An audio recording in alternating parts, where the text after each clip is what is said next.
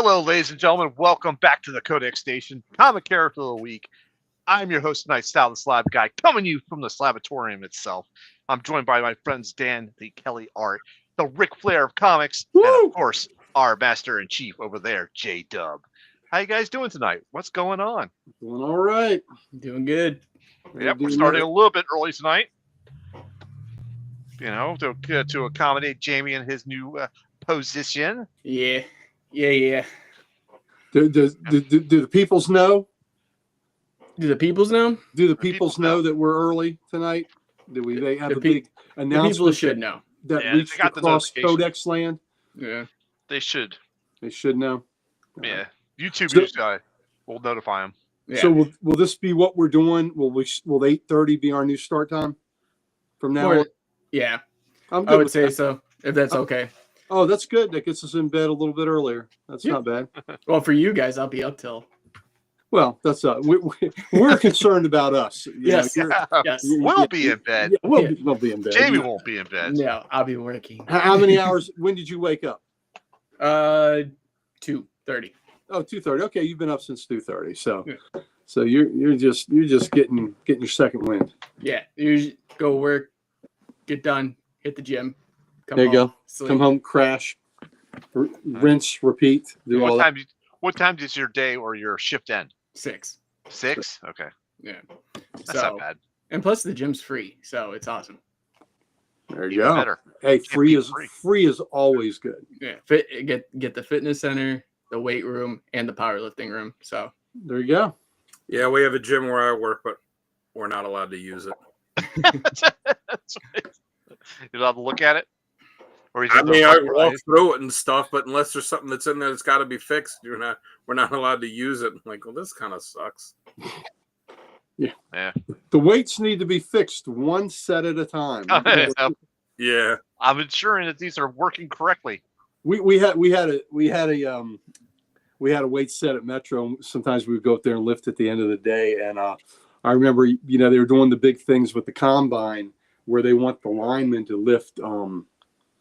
Do the powerlifting, yeah. 200. Well, they want you to bench 225. 225, yeah. As many as you can, and so I think they want you at least get 20. I think. Mm-hmm. So I was up there one day and I did 225 35 times. I'm like, I could be drafted. Who was it with the lineman for the Cowboys that blew everyone away? Was it Eric Allen? I think so. I think it was Eric Allen. He had like 40, right? 40. Yeah. Oh, yeah. And who was it? There was a quarterback a few years ago. Was it Baker Mayfield that went out and did it? And they were like, "Dude, you're not a lineman. You don't have to." And he's like, "That was Cutler." Cutler. Yeah, okay. Cutler did it, and then there was that punter that shocked everybody. He did it almost, I think it was 30 times. And they're like, you don't need to be that strong to be a punter. You know that, right? Yeah. Oh, yeah. But I was talking big shit. If not for my bad wheels, I could be drafted. And my age and all that other shit, I could be drafted. Yeah, just one aspect of it. I mean, like I was telling you before we started, the Skins just signed Von Miller, so you probably have just as much chance of getting a sack this year as he does. Yeah. Well, let me tell you. I will tell you this. Dan Quinn brought in people that were older, like Ertz, who hadn't had a last good couple of years, and Wagner. Well, Wagner been leading the league in tackles, so he still did his stuff. Wagner never really had. No, he didn't have a drop off. But Ertz did. But Ertz has told people that that Quinn really knows how to spell his veterans and put them in a good place to succeed. You're just using Von Miller as a sack, to get sacks. I believe he'll have more than 6 sacks this year. And the fact I don't think he'll play more than 6 games this year. I think they will use him sparingly just in passing situations. So I think they will limit his use. I believe he'll have more than 6 sacks. I think they'll get something out of it. Miller's just one of those guys. To me, it's almost disappointing to see this guy that's an all-time great and going to the Hall of Fame, and then they just can't give it up, and they just got to keep hanging on, and then you just see him bounce from team to team to team for 3 or 4 or 5 years at the end of the career. Well, Like Listen, nobody wants to see Johnny Unitas in the Chargers jersey. my boy Art Monk spent a year with the Jets and the Eagles. I mean, Yeah. Brian Mitchell going from the Washington to Philly, where he was very effective, and then the Giants briefly. Yeah. I mean, Ed Reed, his last year, he got signed by the Texans and then cut halfway through the season and then finished out with the Jets. Like, nah, man, that's just that's not how you want to see it. But a lot of times it's the team letting the players go. So it's not the players, it's not on the players. No, I'm not talking about like when Jerry Rice left the 49ers and went to the Raiders and still had a few pretty good years. Yeah. I'm talking about when Jerry Rice leaves the Raiders and then goes to the Seahawks for a year and then goes to the Broncos practice squad for a year. Like the guys that just they're used to being at such a high level that they just can't admit it's over. Yeah, but you know what? Maybe that's part of what made them a great athlete. Yeah. That they have that fire. If they didn't have that fire, maybe they never would have had anywhere near the career they had. Franco Harris ended up as a Seahawk, and that was sad to see. So, I mean, is Pam here? This is her favorite part of the show. Sports talk. It's sports talk. Kodak Sports, baby. Pam was probably all geared up and ready to be here at 9:00 so she could get the skinny on the sports talk. I just saw a ticker thing that came on saying that CBS is announcing they'll end the Stephen Colbert show next year, and that surprises me because he just got nominated for another Emmy. So are they ending it, or is Colbert ending it? Probably Colbert. Yeah, but I mean, then again, nominations don't always equal ratings. Well, they don't. Now I wonder how his ratings are, but I always thought he had, he was doing all right with the guys that were up there. So I thought we'll see who takes. I do love the way he jams it to the orange Cheeto. So he gives it to him. All the late night hosts do. Him and Kimmel, I think. There's so much material to give there. Oh yeah, Seth Meyers, John Oliver. Yeah. Yeah. So good stuffings. All right. Do you want to get some business out of the way before we kick off this show?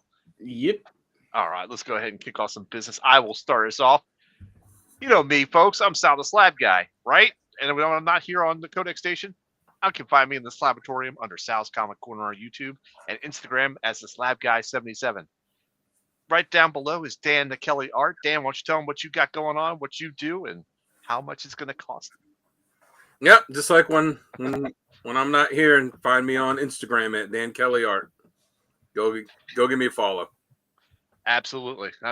Of course, the guy next to him. What's that? Hey, there's Liz. Hey, Liz, did you catch the sports talk? We really want to be a part of that. We can repeat all of it if you need us to. We can and go into further detail. That's right. But next to Dan Kelly is the Ric Flair of comics, the preacher of the Lord, coming to you from the basement, Uncle Gary. Hello. Thank you. You catch me at Comic Logic. You catch me there every Wednesday. Me, Mighty Mike Harbor, Rob Kalin, our principal owner.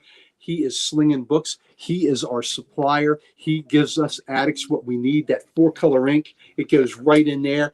And I tell you what, gets you pumped up. Like Bane gets his Venom. We get it from comics, baby. Sniff those comic pages, and it just goes. That new book smell? Yes, sir. And even better. The classic. You open an old book. Oh, now we're really talking something. But the comic books make you strong, baby. Start out lifting just one little book, turning those pages. Next thing you know, you're lifting a stack of books. You're lifting a short box, then a long box. Then you're stacking them up all the way to the ceiling, and that gets you jacked. That gets you packed, baby. Also do some push-ups. That helps. They always help. Always help. Or, as what Richard says, earth downs. Yeah, right. I did 420 earth downs today. It was awesome. So Ultron, that's right, Chris. Oh, speaking of awesome, Chris, now Mighty Mike Harbor, being the CFO of the company, had to back out tomorrow, and he's hating life. But Chris, Andrew Clem, the great artist that did that More Fun Comics painting for me, and Chris and I are going to see Frazetta's Museum in Pennsylvania tomorrow. So we are making a road trip of that. And the outfit that Chris threatened to wear, oh my God. He's going to wear something, right? He's going to wear something, right? Naked might be a better option. No, but the outfit he was going to wear, I hope he does not wear it because it will be perfect for Fall LotCon, which is the week before Halloween. It's the last weekend before Halloween. Not posting that. Not putting that up there. Okay, now I gotta read this. No, is he gonna dress up and do like a Zardoz cosplay or something? You know what? It's not, but it's pretty amazing. It's pretty awesome. He's actually covered head to toe. And it's pretty amazingly. It's a great costume. So I hope he holds off and uses that. And whatever, Chris, like always, you'll have to show me what you sent later. I'm sending it to you. Okay, because Chris gets a kick out of it when he gets edited. So you're not hurting his feelings. Oh no. He feels like he's accomplished something that he got censored. He's hurting something.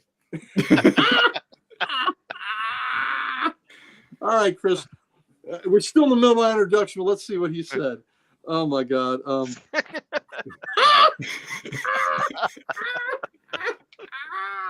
You know what?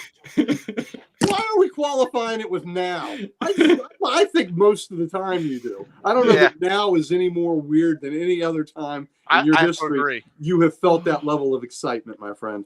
So we know one thing, that Chris will be excited to get his hat back tomorrow. Does his hat go with the costume or no? It does not. Or does it go with the comment? And that hat hadn't moved until Mike came over the other day. Oh, he brought me some of those clear boards, and I put them on one of those wraparound Superman covers. Oh, I like to see that. Yeah, maybe it's pretty awesome. Maybe I'll go. Maybe when we have a break, I'll go grab it. It's pretty cool, or I'll have it. Now I want to see. So no, Pam, you do not. So Mike, Mike, I said that hat hadn't moved from where it's sitting over there. He grabs the hat and immediately puts it on his crotch and takes a picture. And so I said, "Well, I can help with that." And we put it on the couch, and I pantomimed that I was taking a dump in it. And then Chris made sure he was going to be here to get his hat now. So now that he's had some hat abuse, he's going to have to come here. So, but I digress. Chris, I'm looking forward to that tomorrow, brother. So it's gonna be a good time. So Comic Logic, also love the comic character of the day, the site that was founded by Archduke Kevy. The reason that we are all here together, we became acquainted on that site, and Dan the man there is running that site right now. Archduke is looking at him from afar. Dan is putting up great characters of the day, great question of the day, fantastic random panels of the day, and Talking Geek has picked up the ball to put the covers on every day. Every now and then I'll give you a bonus cover, but Talking Geek, you are killing it, my man. Great job. Thank you for that. So that's enough. I think we're doing the every other month theme. We're getting halfway through July, which means that August would be another theme month. So far we did the Legion, we did Justice League, and we did the Avengers. So I'm thinking another Marvel team. All right. Well, I don't know. Maybe that marks the spot. Maybe. Yeah, that's where treasure is. Yeah, man. Wonder who I could post as the first one for the start of the month. You know who should not appear the whole month? Don't say it. Don't say it. A blue furry guy. A blue furry guy should not be appearing at all that month. To demonstrate his status is not there unless you pick the Defenders. If you pick the Defenders, I think that would be just fine. I think I'm gonna be posting a lot of pictures one week. Hey, look! Don't think that we can't find sad beast pictures to put up. I know you can. I don't know if there's enough characters in Midnight Suns to post them for a whole month. Well, you can Midnight Suns, and there's Midnight Suns of bitches. We can put those in there too. we can run the gambit. But speaking of, he'll make an appearance. Let me tell you something. Speaking of somebody who's a Midnight Sun right now, we have a late night working man right now who is a midnight son of a gun. Working and that is MFer. Yeah, see, that was a nice tie. That dude right there. Not only he's built this station. Now he's working all day building, all night, and he's just around the clock, and he is doing it 24 hours a day, burning the candles at both ends, working that job all night, and during the day he's building this station. He's putting another brick in the wall, making it higher, making it bigger, making it taller, so that we can reach you coast to coast across this great big blue marble of ours, so people as far away as our buddy Calvin in Japan can hear this awesome comic content that we could not be giving you if it weren't for the man who had a vision. He had a hell of a vision, and he thought that this is what he wanted to do. He wanted to help spread comic awareness to everyone cosmically, and he's done it, and he's J-Dub.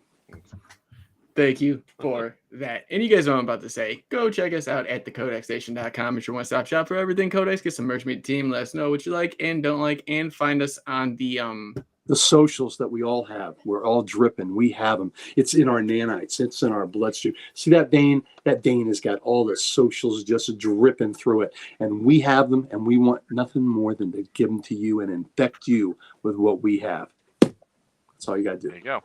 Mm-hmm. So we have more socials than Force users have beta-chlorines. Ooh, there you go. I like that. I like that. We have a lot. That's right. All right, then, ladies and gentlemen, I think we're going to go ahead and kick off the show. So stick around for 1 minute because I made a fantastic intro as always. That we're going to get copyrighted. Oh, I have We're not plenty gonna of time get to go get copyrighted on that this. book during Sal's 10-minute interlude. You can. All right, stick around 1 minute. We'll be right back with you guys. I am a perfect being, all the strengths, none of the weaknesses, greater than the sum of my parts, and soon, by my hand, you shall all be like me. You shall all be changed for the better.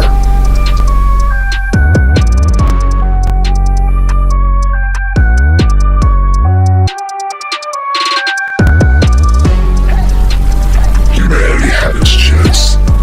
Now it's time for them to go.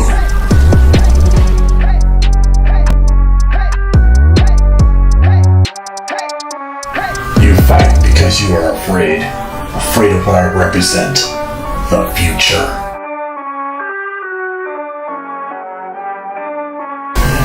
You built me, and now you will suffer for it.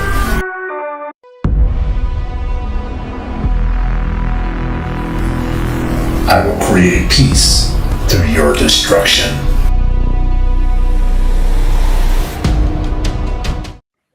Ooh. There you go, folks. How about that? I one? That was was finished reading the entire Peter David run of Aquaman. That was Ultron-ific. That was great. And it was actually shorter than the rest of them. This was just barely a minute long. So, anyways, folks, today on the Codex Station, we're diving into the cold steel heart of one of the Avengers' deadliest enemies, the ultimate artificial intelligence. This is not Skynet. This is Ultron, and he's gone rogue. He's not just a robot. He's a walking extinction event. He's a robot? He's not a robot. He's a walking extinction event. Oh. Born from genius, fueled by hate, and hell-bent on replacing humanity with perfection. His perfection. So grab your armor and back up your brain because tonight we're talking Ultron. Dan, why don't you go ahead and kick us off with what you got? That was awesome, Sal. Good job. Thanks, bud. He first appeared in Avengers issue 55, created by Roy Thomas and John Buscema. That was from August 1968. He was created when Hank Pym was trying to create a new artificial intelligence, and then years later it was revealed that Pym had used his own brainwaves in the creation of Ultron, which was then something that affected him mentally over the years for how much he took the blame for not just creating him, but for that. Over time, Ultron developed his own intelligence, and he rebelled, and he hypnotized and brainwashed Pym to forget that he had done anything until he was able to decided that he was ready to face the Avengers himself. He created new Masters of Evil and had them attack the Avengers, and then ultimately revealed himself and right around this time, he also created the Vision to infiltrate and attack the Avengers too, though the Vision turned on him. And he has, since then, over the past almost 60 years, been one of the Avengers' deadliest, most lethal foes. And power-wise, it's kind of one of those things, it's, especially, for his robotic nature, it can kind of be, whatever's needed. He's got superhuman strength, speed, agility, durability, reflexes, flight. What's up, Richard? Hey, Richard. Hey, Richard, welcome Oh, aboard. you're here. We're just starting out. Well, say energy blast. So you can do mind control, a genius level intellect, as you would expect from a robot. He could transfer himself from body to body. So, even when he's defeated, he's going to pop back up again. Okay. Yeah, that's very true. That's very true. Yeah, Oh, I don't think they have that in the MCU. They're not. No. That's not going to happen. No, that's not. All right, Dan. Thanks for that. Yeah, intro. that whole thing too. When you hear, the creators talk about it, who are, where it said, "Oh, it wasn't meant to be that; it was meant to be this," but then they put this dialogue in, and then they ran with it with this. I'm like, I don't know. That sounds like editing things after the fact. Yeah, I agree. Yep.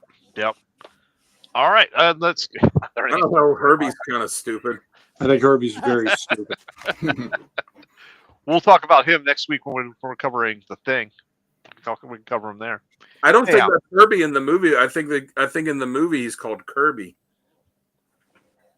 Is it? I saw don't know. something about that. I didn't. Okay. All right. I'll have to check that out.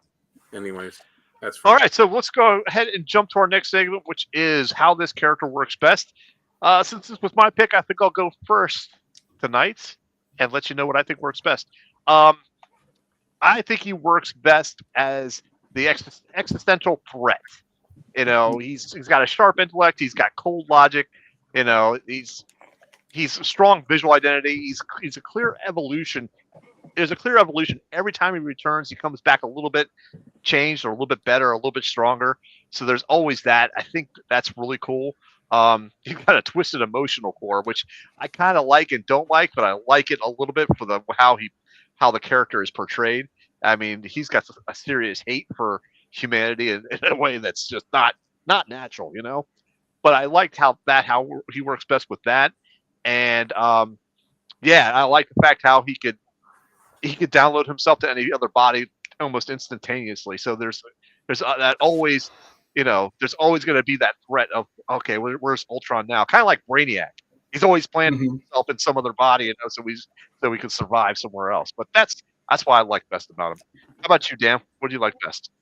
Yeah, like you said, he's not just an emotionless robot like he claims to be. He clearly does, have personality and emotions. And even though he says he hates mankind and he hates humans, you could tell he, on some level, longs to be one, because what does he do? He goes out and, has them make him a wife with Jocasta. He makes himself a son with Vision. He tries to make himself another wife when he made Alchema, and even though he absolutely hated her, but how human is that? In Ultron Unlimited, he kidnaps, was it 5 Avengers and Grim Reaper, and is downloading their brain patterns, because he wants to create, he realized, like, a bunch of copies of me, it's not going to work. So I'm going to have this, mix and match these 6 brainwave patterns and have an endless supply of different, personalities. And I can't put that up, Chris. Yeah, no. Chris, that's another censored one. Nice. Way to go, Chris.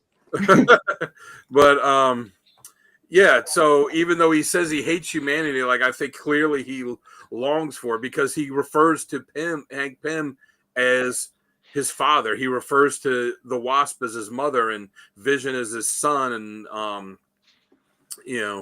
so I think it's it's that interesting thing about him that he says he hates them, but really at his core, I think he wants to be them, but he hates that that's what he wants. A lot of self-loathing. Mhm. Yeah. A lot of conflict in him. Yep. All right, Uncle Gary, how about you? Well, just going on that theme is the fact that he wants to be robotic, not human, but yet he has so many human traits. Chief Right. among them is hatred, and I mean, so he for somebody that's supposed to be above it all, cold and robotic, he's not cold. He is hot-blooded. He is, he is. I couldn't see. Yeah, he is definitely. Definitely his emotions run right there at his core, and he can't help it. So he is more human than he would ever want to admit. And I think that makes him very interesting, as a robot antagonist. And of course, that's that's part of copying himself after Pym's brain patterns, or Pym using his brain patterns on him. So he's got that layer of humanity there. As much as he would like to think otherwise, he has so many human traits. And it's the mistake he made with the Vision when he used Wonder Man's brain patterns for him. Wonder Man betrayed the Masters of Evil to save the Avengers in the end. And that's the exact same thing that the Vision did. So of course that's going to happen when you use the brain patterns of somebody that did something heroic and selfless, to turn, too good from evil. So that was Ultron's mistake. What I really like about Ultron is perhaps with Kang, Ultron is the Avengers villain.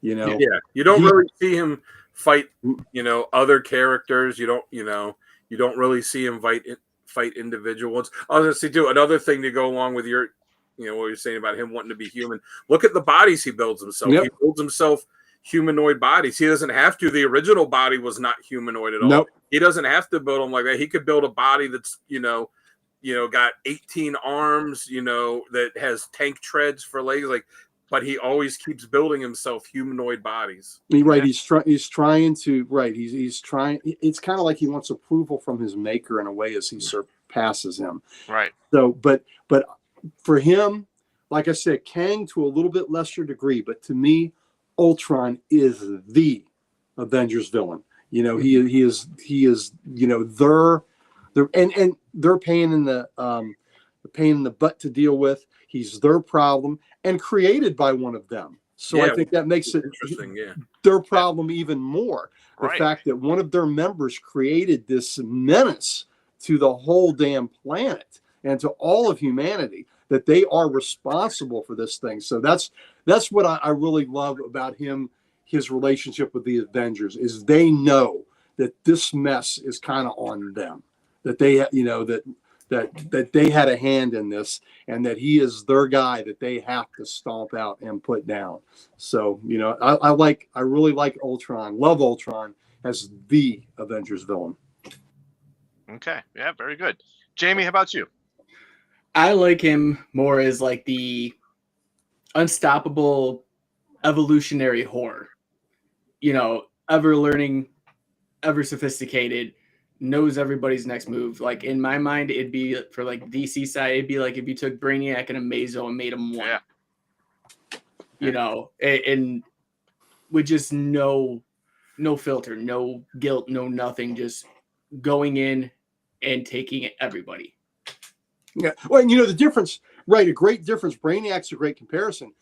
Brainiac is doing it in the name of what he perceives science to be. Yeah. There's no hate. There's no emotion. Brainiac, this is just what he does. Right. Ultron, it's all emotion. It's all hate. It's all attitude and and his personal agenda. So, I mean, I think that's a great distinction between him and Brainiac. Well, Brainiac also does it with this sense of preserving. Yes. Like he felt like he has to. I am a scientist. I'm doing this, in my. This is my hypothesis. Yes. Yeah. I'm preserving this so that, when the planet dies, this will still exist. Mm-hmm. Yeah. The planet died because you killed him. Well, irrelevant.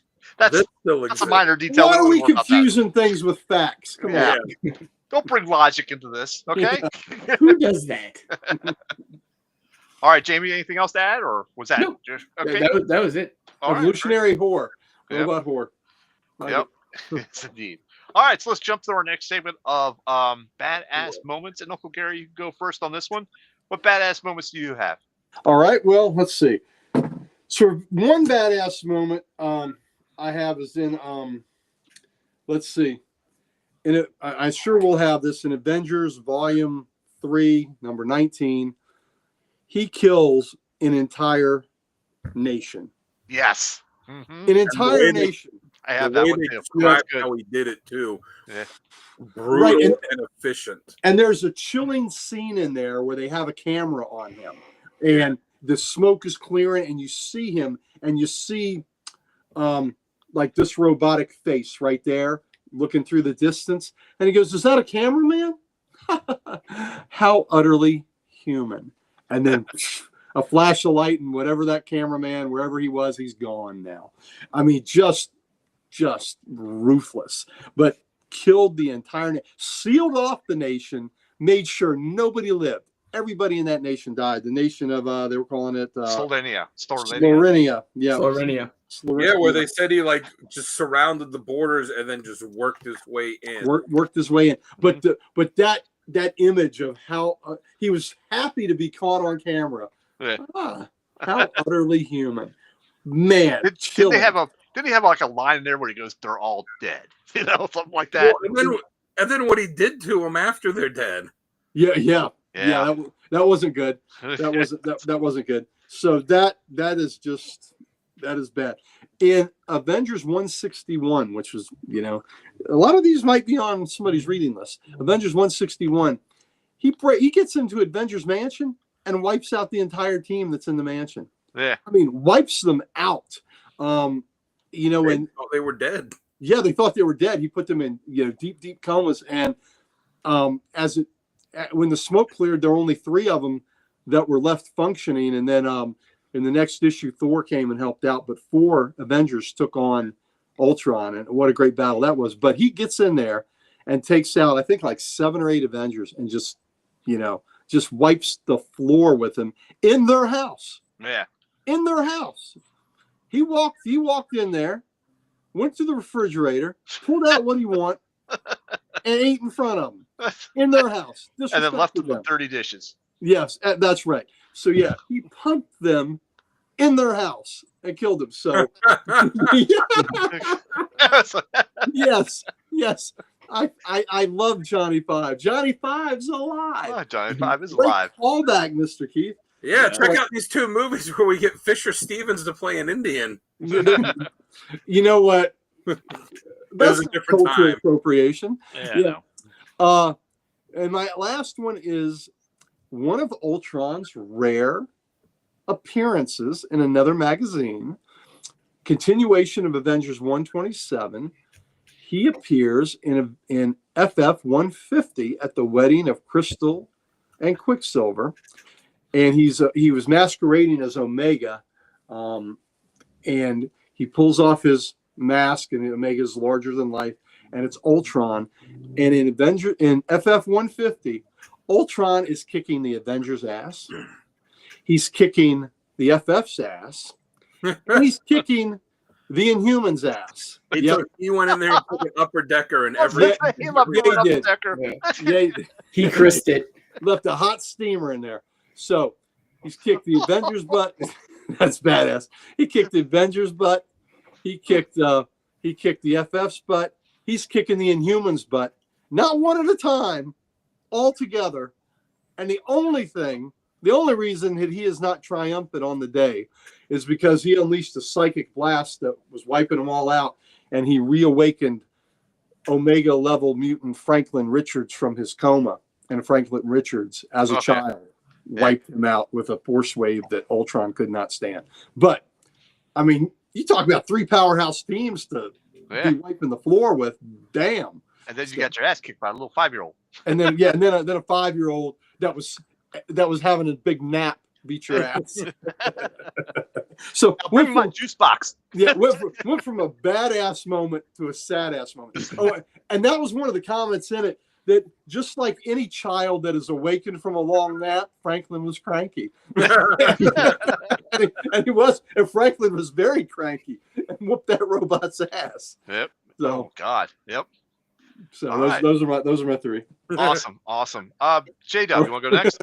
Yeah, well, Uncle Gary already took the one. So, Which one did I take? destroying Slovenia. I think we all would have. Well, we all have that one. Yeah. I got from Annihilation Conquest number 6, Ultron hijacks a techno-organic let me read this over. Phalanx simulates the entire Kree Empire. Did you say techno-orgasmic phallic? Yes. You did. Yes, I did. Phallic, orgasmic, the whole 9 yards. Yes, Yeah, I all love of it. All of it. And turns an alien empire into his hive mind army, becoming essentially a digital god. Yep. After using his high evolution. Chris, God damn it. Oh god, I can't even keep going. Thanks, Chris. Derailed Jamie. Good job. Oh god. After using his high evolutionary to create a new Adam Warlock body for himself, and prepares to become just perfection. Then I got from Rage of Ultron, after being physically torn apart by the Avengers, Ultron resurfaces and captures Hank Pym, his father. But instead of killing him, he merges with him. Mind, body, soul. Yep. They fuse into a new entity called Pimtron. Pimptron? What? Pimpatron. Pimtron. He's Like smacking other robotics as he goes. Yep. All right. Good stuff there. Good stuff. I'll go next. Because now 2 of mine have now been taken. One was the merging of Hank Pym and Ultron. I found that more creepy than badass, probably, but it was still badass. But to take somebody that like created you and then being like, I'm just gonna merge with you now, so you feel this the rest of your life. Yeah, exactly. Yeah. Exactly. I had the That's you, Dad. You just don't understand. You don't understand. Tear Like, me apart. Yeah. I learned it from you. So my last badass moment is from Avengers Forever in 2015. And in the storyline, he's fighting multiple versions of the Avengers from different timelines. Mhm. And he's like, I see you, Avengers, past, present, and future. I'm all of you, and I'm beyond you. That was it was a great story, by the way. I'll have that in my list, but that was just a badass thing because Ultron has become like Odin, so he's like the All Father Ultron type of merging, and that was just crazy. So, yep, that's my third badass moment. Dan, how about you? So I did have one of the ones Jamie had from the Annihilation Conquest where he took control of the Phalanx. Like, I'm just going to take control of this entire alien race and then use that to just start, like you said, going after the Kree, and would have been more after that. So that's one. Another one I have is from Secret Wars. I think it's issue 3. Now, this Ultron wasn't in control of himself. Doom had kind of rebuilt him. Dr. Doom had rebuilt him and kind of taken control. Yeah, I forgot about that. Ultron, when they were, the heroes were fighting all the villains, and he broke the Hulk's leg. Like, he broke the Hulk's leg. Yeah, I remember he was on a crutch for a few issues. Yeah, when have the Hulk ever gotten a broken bone? Yeah, and for the next few issues, he's having to walk around on a crutch and have his leg in a brace, and you're like, this is the Hulk. He was using Rick Jones as a crutch. That was awful. Yeah. And then I also had from, even though the storyline was kind of weird, it wasn't really great, but this moment was from Mighty Avengers 2, and again, it's just another iteration of him handling a group by himself, and it was all the Avengers powerhouses that were on the Avengers at the time coming at him. It was Ares, Wonder Man, Sentry, and he just handles them like they're nothing. Yeah, that's pretty badass. All right, so even though we duplicated a lot of them, they're still all awesome moments. So let's jump to critiques and criticisms and stuff that we don't like. And Dan, you can go first on this one. What don't you like about them? At some point, some of the ways they write him, it's like he'll have a whole storyline where he's just totally dominating and winning, and then it'll get to the very end, and in like 3 panels, there's some way they'll find to beat him, like some little loophole thing to beat him, and then he always comes back as machines evolve. Just look at your cell phone you had 3 years ago and the one you have today. They evolve and they get better. And at some point, it's going to get to be hard to believe that he would not be successful with what his plans are. Yep. It's almost getting to the point where, he doesn't work real well with it. It does not, unless the others are machines. And so just the way that they write him to be this ultimate badass, which he is, but the way that he ends up being defeated and a lot of times ends up being like pretty quick at the end of the story. That gets to be kind of disappointing. Yeah. All right, I'll go next then. I think they've oversaturated or overused the daddy issues type of storyline. It was fine, and I understand it, but I think they've kind of oversaturated it now. There's a nail in that coffin. Yeah, I don't mind the hate on humanity, but the hate for Hank Pym and that's getting a little dry well, you might say.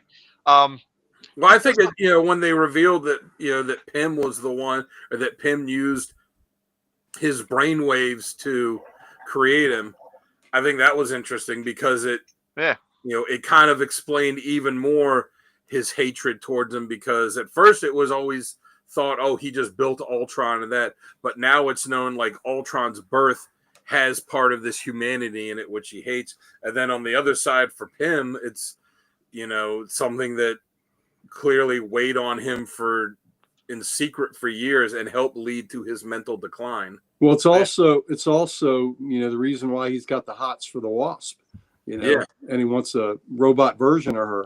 Yeah. That's why he wanted her. So does he want to bang her, or is that a clang or a bang?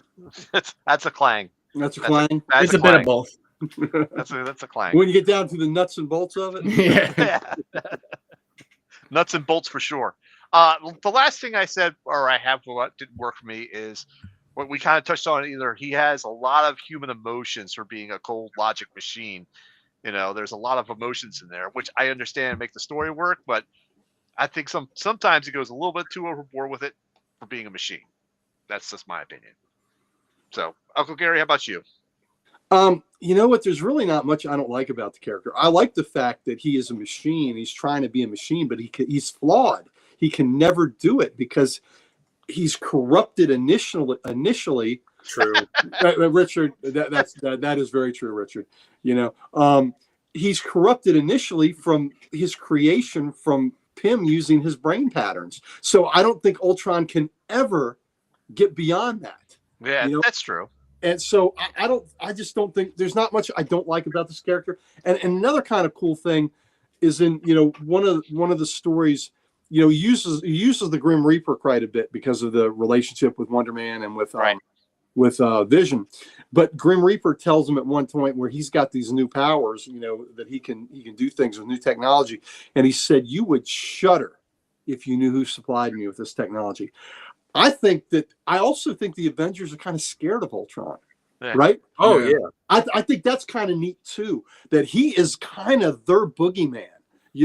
Kang wants to take over every timeline, wants to take over the world, but Ultron is their boogeyman that scares the hell out of them because he just wants to kill them and all of humanity.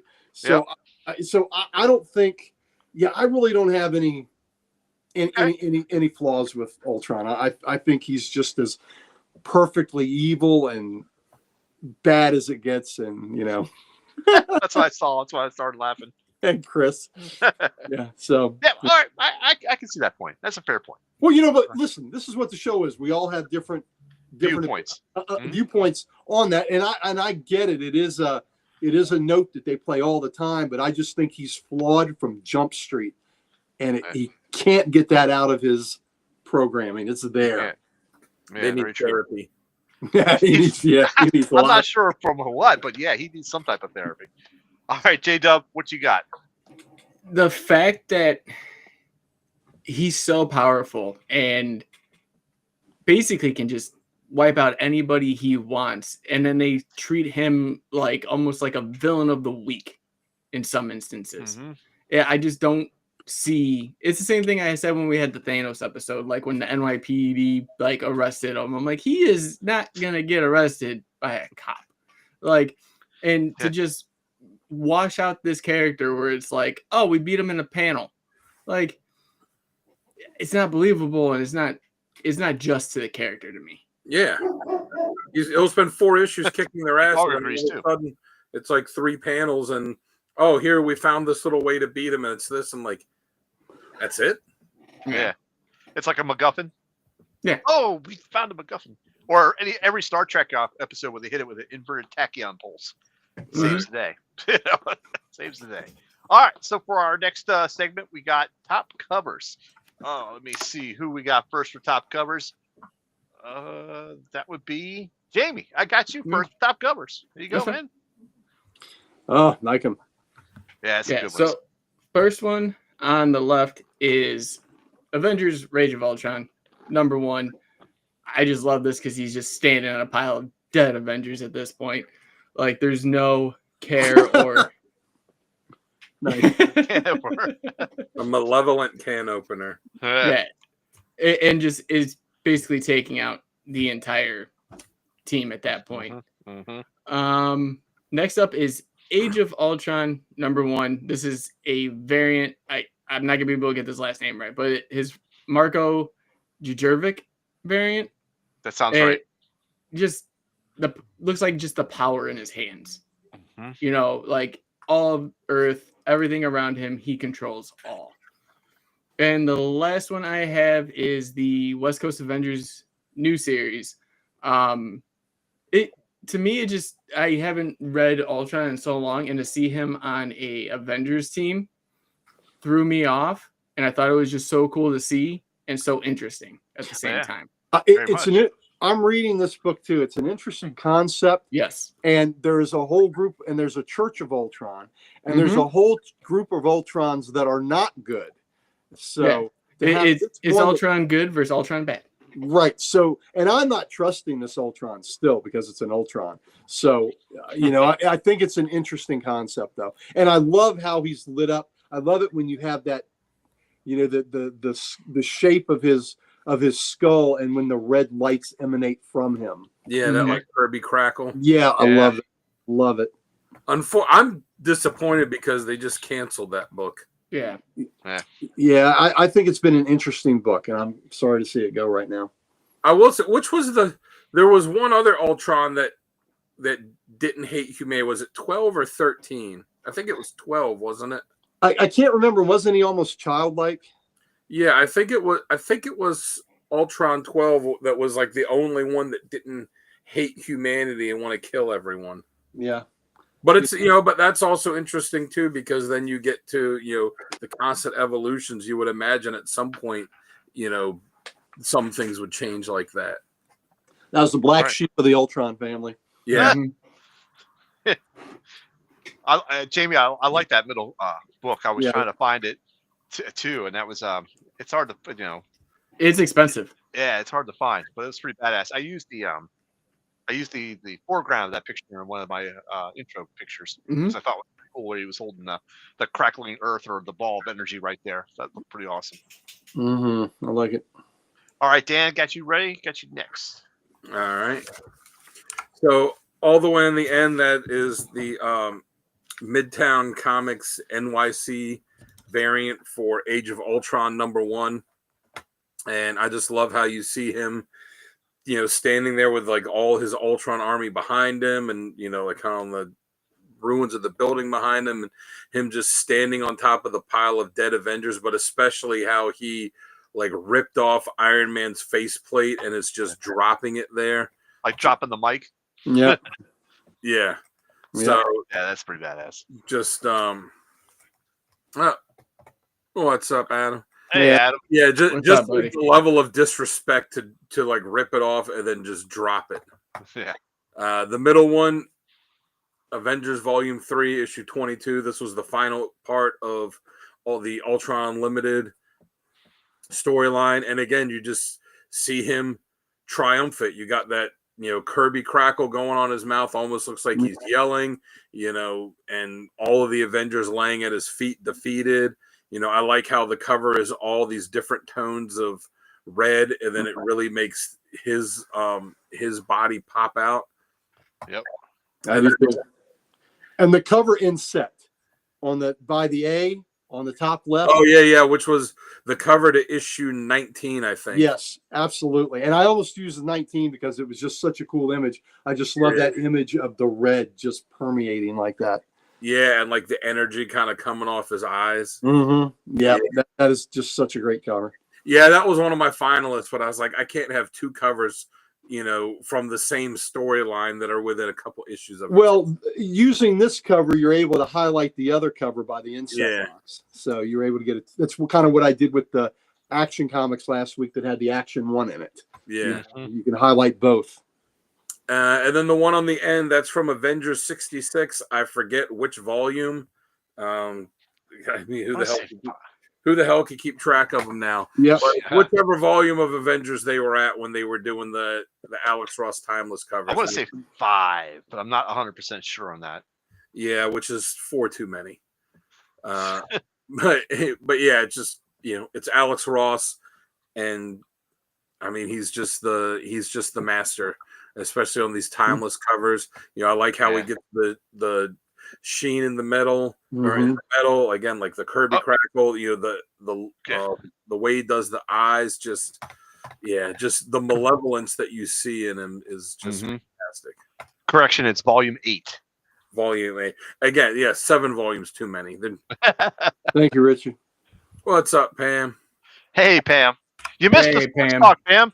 We can go back into it if you want. Well, Pam was here earlier. Did she come back? Oh, was she? I thought it was Liz that came in earlier. Oh, maybe it was Liz. Maybe it was Liz. I think you're right. Yeah. All right. Good covers, Dan. Let me go ahead and pop mine up here. Yeah. Go. All right. So I went with West Coast Avengers Volume 2, number 89. Oh, I got that behind me. Yeah, there you go. Damn, I forgot to get the cover people for this. I forget who drew it. But yeah, I mean, I love this because their perspective of this is pretty badass too, where he's holding his hand up. It looks like he's like screaming at somebody or something like that. But his hand's partially blocking the title, which I also love how they incorporate that in there. I'll tell you in just Excuse me. David Ross. David Ross, that's right.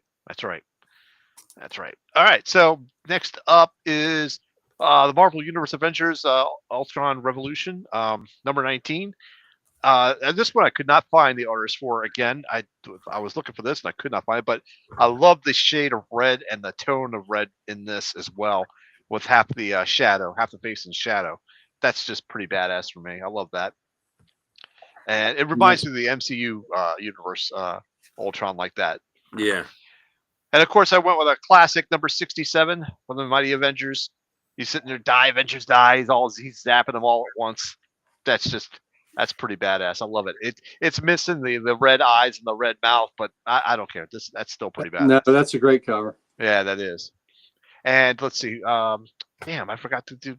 That's Sal Buscema. I was gonna say that's Buscema. Yep. Yeah, but John's the one that co-created him. But that cover was actually Sal Buscema, his brother, and Sam Granger. Yep. And Gary knows this because I know that because there it is in the center. Yep. So that's Sal and that's Sam Granger there, and that's just Avengers. And not only is it a cool cover, but it's his raison d'etre. Die, Avengers die. That's it. That's that's what he cares about. So I love that. The one on the right, I knew. I knew that Dan was going to do the Alex Ross one and a couple of others. So, we wanted to give you a little variety here. So I like the West Coast Avengers 66, and Paul Ryan did that cover. So I just thought that was a great shot of his, his face there with the energy behind it. I love the side pieces, his ears, I guess we would call them. I just love how they frame his face, and then those robotic hands reaching out, from the black. It's pretty cool to only see those bits of him. Exactly. And again, again, so much love for the wackos. Yeah, love the wackos. I mean, hey, they're a great part of the Avengers lore, and I'm glad that they had quite a few shots with Ultron in there, in that run. And then on on the left, it's one of my favorite storylines ever. And that is just the battle royale after he's killed, or wiped out so many of the Avengers, the 4 that are left standing, go and take the battle to him. And that was just an epic battle. And I just love that. And that is George Perez goodness right there on Avengers 162. So Perez on everything. Yep, absolutely. Yep. I feel like we're all picking Perez tonight. Well, there's probably look at the hammer bouncing off Ultron, the repulsor ray bouncing off of him. Yep. Ultron shooting a blast at Wonder Man, taking it on the chin. So just a great battle royale cover. Love it. Yeah, it is. That is awesome. That is awesome. Good stuff there. All right, so let's go ahead before we get into our next segment. Can we talk about our giveaway for July? Yeah. Go ahead and talk about our giveaway. Who wants to talk about it? Dan, Jamie, who wants Yeah, to talk I'll about do it? it. I don't got the books. Yeah, so our July giveaway, since Superman came out this month, and I know all of us except Jamie have seen it. He hasn't had a chance to yet. And I know those of us have seen it, have loved it. It's killing me. I'll mail you $20 so you can go to the movies. It's less about money. It's more about time for Jamie. Time, yeah. Yeah, it's not really about time. It's just more money. Okay. I don't want to spoil it for you, Jamie, but he's Clark Kent. Just telling you. Fuck. I didn't know what the glasses. For the night, ladies and gentlemen. Where'd he go? Where'd Clark go? Hi, Superman. No, there he is. Yep. Oh, There he is. Clark, you just missed Superman. He was just here. Yeah, Anyways, all the books tie into the Superman movie or Superman in some way.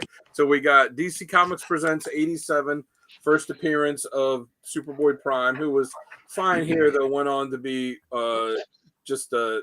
An absolute dick. Yeah. We also have the Superman Unlimited 1 sketch cover that was done by the great Jim Calafiore when he made his recent appearance at Comic Logic. So this is, as Gary likes to say, this is a one of one. One of one, baby. One of one. This is the only one. And if you look at it, it's not just ink. It's still got his pencil That's mark what I love about the one I got too. It's got all the pencil marks. Oh, yeah. So you will have the only one like this that exists. And since he made his live action debut, all these other characters, Superman and Lois and Lex and Mr. Terrific and even Guy Gardner, all of them have made live action appearances before, some of them questionable at best. But the one that has not made a live action appearance before this is the Great Metamorpho. So you can have this beat up but still awesome Brave and the Bold issue 57, which is the first appearance of Metamorpho the Element Man. He's my Metamorpho. yeah. So you can Uncle Gary was saving that one in his back pocket. It was. and I'll even throw in the Superman sketch card that I did too. Nice. That's You will awesome. get all of these awesome books, and it's real easy. All you got to do is go to our YouTube page, or many of the other platforms, but mostly YouTube. Go on there and find the video that is marked as our July giveaway. Make sure that you're subscribed to us and just tag someone in the comments. And you can do it as many times as you want. Every person that you tag is an entry for you. 1, 5, 10, 100, 1,000. The more people you tag, the more entries you get. And if they subscribe and they start tagging people, they'll get entered as well. It'd be great if Jim Calafiore won. He said, "I want my cover back." I actually did. The guy that I bought this from, I actually sent them the link to that, and I said, "Hey, check this out. This, I got this." So Richard actually entered like a person. I said, "Hey, I got this book, so we could do our, use it for our giveaway for our podcast station this month." And I went, "Here's the link to the video. If you go on and subscribe to us, and you tag someone or something on there, you could be winning your book back." There you go. Jamie, you okay there? You having some connection problems there? It ain't me. No, that was me. There's something. Oh, I had to unplug my mouse. I'm gonna try to put them back in. Yeah, All right. I've been good. Okay. You have been. No, it was Alright. me. I don't know how to fix it. I don't understand what it is. So Yes, you do. You know everything about IT. Come on, you do. irrational technology. Sure. Yes. See, if Richard tags people, Richard knows everybody in the Comic community. podcasting community. So if we really said, yeah, you could tag 1,000 people, Richard has 1,000 people he could tag on. Yeah, there. but he needs to do it in order for it to happen. Yep. But when you bring more people in, aren't you decreasing your chances to win? Only if they Only match it. Only if they subscribe. Okay, Yeah. because it's like because it's like the whole Jehovah's Witness things. I don't get that, because if there's only enough room for 144,000 people on the boat, why the hell are you knocking on doors getting more people? That could be your spot. Could be. It's just me crunching numbers. If you go, I mean, last month's month's underneath all the doors so people can't get out. last There you month's go. winner, he only entered 6 times. Okay. So, like, I mean, it could be anybody. So, It could be you. When I is mean, that? not any of When us. is that drawing going to happen? that drawing is going to happen on Friday the 1st, because we'll announce it Saturday the 2nd. All right. Of Sounds August. good. All right. Sounds good. Sounds good. Let's go ahead and jump into our next segment, which is essential readings. And let's see, Dan, you want to go first for essential readings? Yeah, I'll go first. And hold on, let me get your page up there. There you go. All right, so the first one I have is The Bride of Ultron from Avengers Volume 1, 161 to 162. This is, where he kidnaps, he brainwashes Pym again. It's no wonder this guy has got, mental stability issues as many times as Ultron has mucked with his head. But brainwashes him to before the time he created Ultron, so he doesn't know that he's evil, and convinces him that he's also kidnapped the Wasp, convinces him that she is dying and the only way to save her is to transfer her mind into this metal body that he's made that's Jocasta, and then they could fix her later, and that the Avengers are evil and are the ones that did it to her. So it's kind of a weird story. It's this robot guy that wants a robot bride, but the way that the story is done, it really kind of plays into the weirdness aspect of it. Well, it's the whole Oedipus conflict. Yeah. Yeah. That's all. Yep. What's up? Thank you for joining us. Hey, Bill. Yep, thanks for Sure. joining.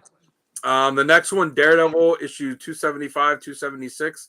This is from the Acts of Vengeance storyline.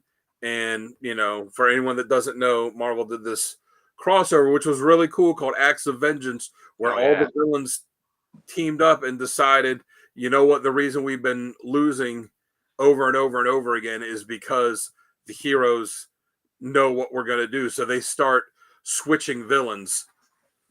They start switching who they're going to fight. So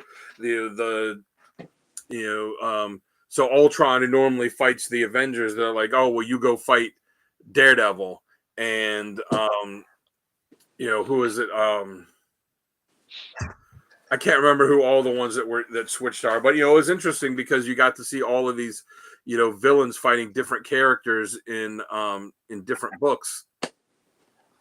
Yeah. And in Daredevil, that you have these 2 issues where Ultron shows up, but it's not as much about fighting as Ultron captures this woman that is hanging out with Daredevil and the Inhumans, and it's really just this exploration of who he is, why he exists, why he does the things that he does.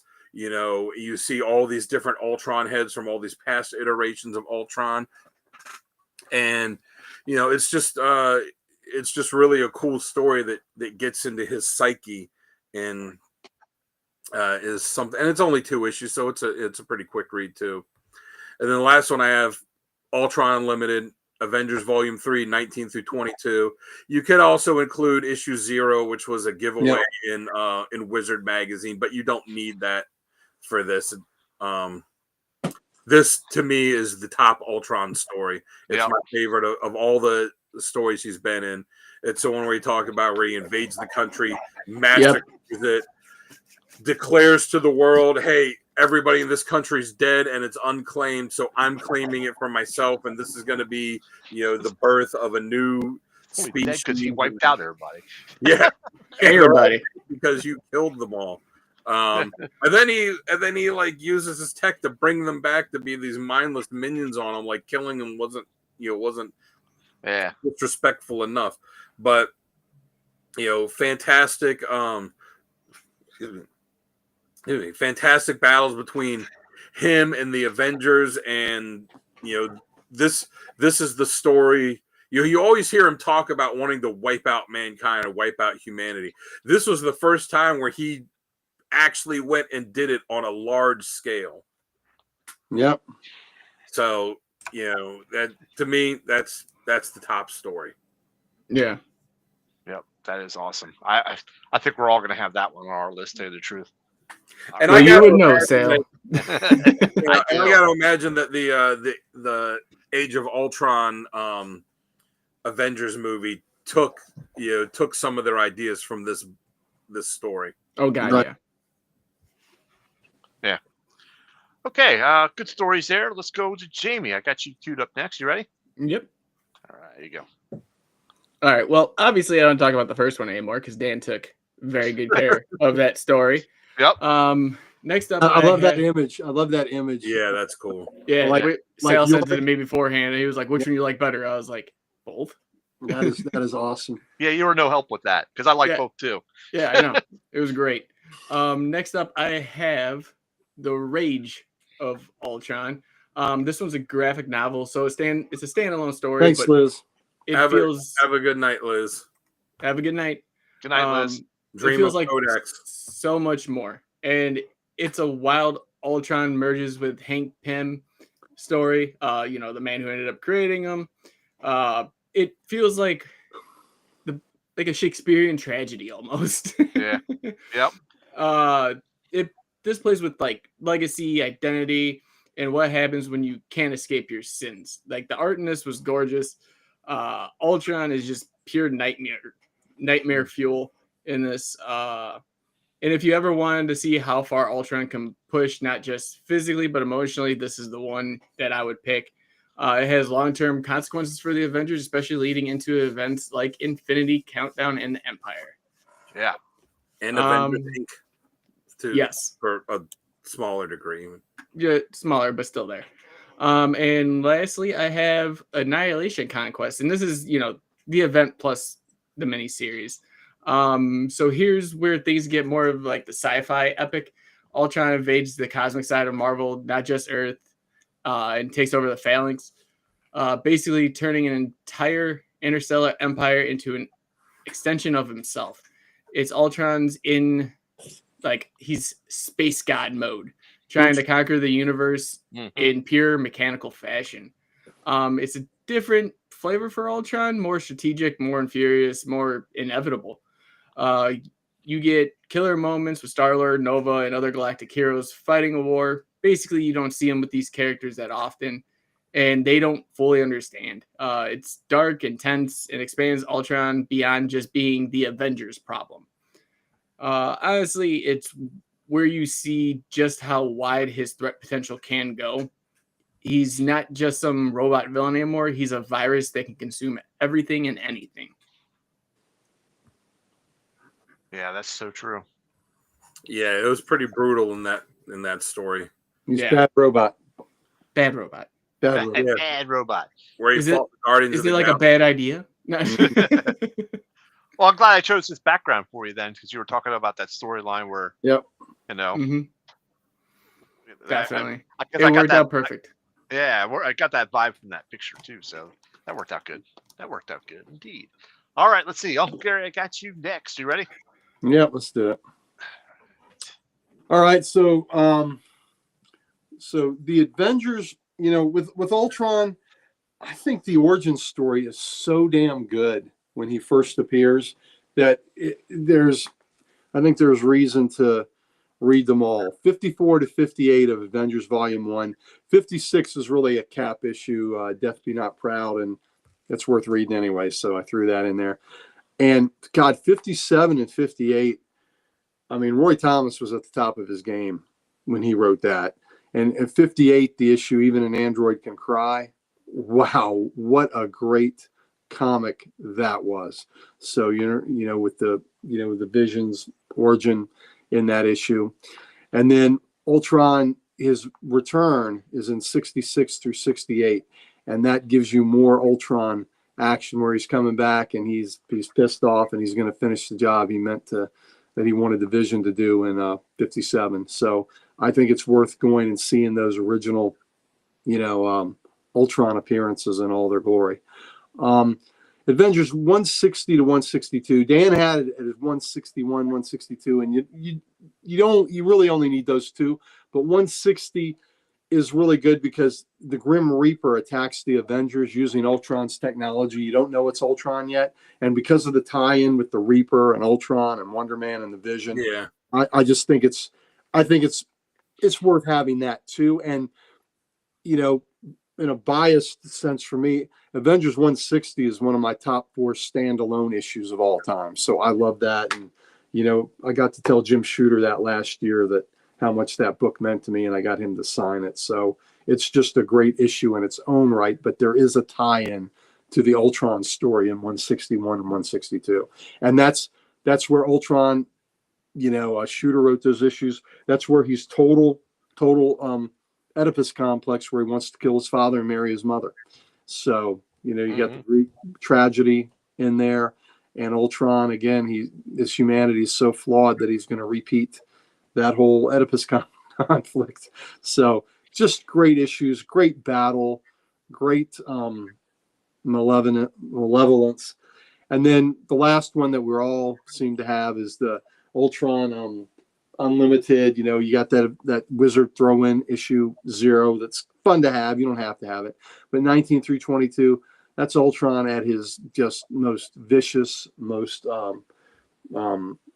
maniacal, and where his plan pretty much comes to fruition. He gets what he wants, until he's at the end that he's everything's turning up aces for him. He's got his own country. He's got his own homeland. He's wiped out a whole nation, and he's really feeling himself there, and he's living his best robotic life there.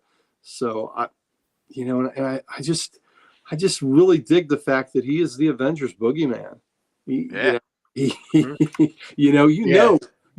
Avengers are scared of this dude, scared of this construct, and guilty too, because they had such a hand in his creation. So, but that, like Dan said, that is the ultimate. I believe also that it's the ultimate Ultron story, is that 19 through 22, volume 3, Ultron Unlimited. So you can get it in single issue format. You can get it in the little trade. You can get it in the big deluxe trade.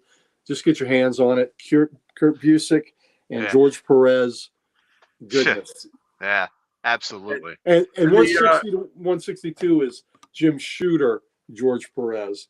And the first storyline, it's Roy Thomas, Sal Buscema, and the second one you get Barry Windsor Smith on some of the art, and it's really interesting. He is really doing a Kirby impression. Oh yeah, his stuff really looks like Kirby. Oh yeah, and that's when he was just going as Barry Smith too. He was just Barry Smith then, and it is. I mean, not just the imagery, the way he conveys his action, and I'm like, man, this is so Kirby. So I was going to ask, the end of Ultron Unlimited, where the way it ended with Alchema getting the discs and stuff. Yeah, I don't think that they ever went back to that, did they? I don't believe they did either. I don't remember them ever resolving that. Yeah, I don't think so either. One day someone will pick up that thread and do something. Yeah, absolutely. Yep. But great stories all. Yep. Absolutely. Mm-hmm. All right, so I guess this is going to make my stories or my readings very quick, because look at that. I'll just do a little points on them. For Bride of Ultron, there was a great quote in there. He goes, "I was created by man, but I am not a man. I am superior. I will have my mate, and we shall be gods." Wow. That is. Do they have like USB connections for when they have sex? Probably. I bet they have, they're keyed a certain way too. He's going to want a clanger when he makes her. So Clang. Yep. Clanger. He says, "Who's your robotic daddy?" Well, The way Cho drew the version of the Wasp as Ultron in Mighty Avengers. Dang, that was Yep. Oh yeah, that's Very playing true. worthy. Yep. when Ultron takes over Iron Man's body, he's like, I'm gonna be a chick now. Like, Yeah. okay. So for Avengers, Ultron Forever, yeah, you guys hit it all with this one. This is like the badass Ultron story. If you've not read any of Ultron, read this one. This is just Ultron at his best. And then let's see, the last one is Ultron Unlimited. No, I'm sorry, that's not it. Yeah, Ultron Unlimited, 1999. Yep, definitely got to check that out. That's a pretty badass one as well. Yeah, you guys covered that one too, I believe. So I don't really have much to say. Not got much to add. So we'll just jump to the next segment there, ladies and gentlemen. Next time I'm going first on stories. That's just how it's gonna be.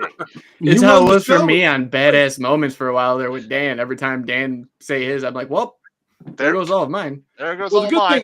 The good thing if Dan doesn't go first, Dan's got 10 in his Yeah. quiver to pull out. So he's got plenty. He's not. Well, I didn't pick him wiping out the country because I know other guys are gonna have that. Right. They might not have some of these other ones, but I know that one's there, so I'm gonna let that one go. All right, very good. So this brings us to our next segment: best artist, best writer. Who do you guys got? For me, I'm gonna go with Perez and Busick. I know it's probably gonna be a cop out, but you know what? Sometimes you gotta go with them. How about you, Dan? I mean, yeah. Busick and Perez. I mean, if somebody came to me and said, "Hey, you could pick any creative team you want to do an Avengers story, any Avengers story with whatever team of Avengers, whatever villains, it would be Busick and Perez." Just the team, the work they did together was just spectacular. There wasn't a bad issue that they did together, and I mean, I said, sorry, go ahead. No, go ahead. I was gonna say Perez is like the master of the group shots, and when you ever have these epic Avengers battles, there's always a huge group battle scene. Yeah, he just draws it perfectly every time. But you think of it they'll run together. They did the best Ultron story, and even though Perez was gone from the book, this time, Busick stayed on it longer. Busick did the best Kang story in my opinion. Yeah. And when you have somebody that, like Gary said, those are kind of their two big bads, and you have one writer that has done the defining story of both of them, it's pretty tough to pick anyone else. Yeah, I agree. All right, Jamie, who do you got? All right, so I got Kurt Busiek for the writer, but I went with someone different for artist. Uh-oh. I went with Jerome Opeña. Oh, love his stuff too. He was on my short list too. Yeah. I knew everyone was going to go with Perez, and I was like, I'll go with second best because, always need some difference in flair. Alan Davis did some amazing stuff too. So yeah. All right, good choice. Good choice. Gary, how about you? All right, I don't disagree that Busiek did the definitive stories on Ultron, the definitive story, all over the mess. But you know what? There's no story to write if this guy right here doesn't create the character. Yeah. So I'm going with Roy Thomas. I think Roy Thomas needs some love. The whole setting up. I mean, who Ultron is still the same, right? Busiek didn't change any of that. It's still Hank Pym created this, used his brain patterns, and Ultron, the whole Oedipal complex, creating the vision, all that tie in together. I just think, like I said, I don't dispute what you're saying about Busiek at all, and he is a very, very, very worthy pick. But Busiek can't do that if Roy Thomas. Well, I think Busiek's the one that came up. Busiek's the one that came up with the idea of Hank using his own brainwave patterns to create Ultron. Okay, that wasn't in the original. No, that wasn't in the original. That didn't come until not long before the Ultron Unlimited storyline. Okay, well, I guess that gives Busiek some cred there. But I'm still going to. You know what? Beast actually stayed with the group till issue 217, so there's even some more issues to give him grief about there. But I still think Roy Thomas created these characters and made them. And it's all right, Bill. It's all good. Yep, and made made these rich characters that Busick could take from. But Busick is every bit as good a choice as, in my mind, as Roy is, without a doubt. So, and this is me just being old school, giving Roy, and I will pick Perez as the artist, but at the same token, I want to give a lot of love to John Buscema. Yeah, he would have been my second choice. Yep. Yeah. So, but can't go wrong with either one of those, gentlemen. Yep, absolutely. All right, that pretty much wraps up this episode. We are done, and we can put it to bed. Thank you, ladies and gentlemen, for joining us in the chat. We really appreciate all your input, especially you, Chris. You always bring out the best censor in us every single time. Guys, I got to see him tomorrow. Don't poke him. Guys, you guys always pick out great stories, great badass moments, great covers, the whole 9 yards. I appreciate all the work you guys put in for that. It's just amazing. I pale in comparison when you put your guys' knowledge and skill. The stuff, the graphics and all you're doing, you deserve a shout out. Mm-hmm. Thank you. Appreciate that. 1,000%. Thank you. All right, then. We can go ahead and sign. What? They're okay. Huh? What? Damn. Yeah. All right. Ladies and gentlemen, you can always catch us on Thursday nights on Comic Character Week, but this weekend we'll be on with Mon Comics, Brandon from Mon Comics, a little bit early, and then he'll be on our show starting at 11. So it'll be like a full couple of hours of all of us goodness and comics. So you got to watch Mon Comics at 9 o'clock, and we'll be on Big 5 Live. And as soon as that ends, Comics Unleashed starts on our channel, and he'll be on with us. Yep. And that's going to be amazing. That is going to be amazing. Of course, next week we should have the podcast hopefully back on. Sonny had to miss this week, so hopefully we'll be back on schedule for that. Next week for Comic Character of the Week, we're going to be covering The Thing in honor of the Fantastic Four movie coming out. So, we're not doing the Kurt Russell version? No, we're not. That would be pretty awesome. I would do it. You know what? That was a really good Dark Horse comic series. That was. All right, ladies and gentlemen. I am your host, Sal the Slab Guy. Down below is Dan the Kelly Art. Right there's the Ric Flair of comics. And of course, you're going to forget J-Dub, our top dog, and Master Builder. There it is. I was going to say Debater. No. Yeah. I'm a Head master cheese. debater. Master Debater. Head Master cheese. Which is no Debater. longer in Wisconsin. So that's no longer a title. Yeah. Anyways, folks, take care. We will see you next time.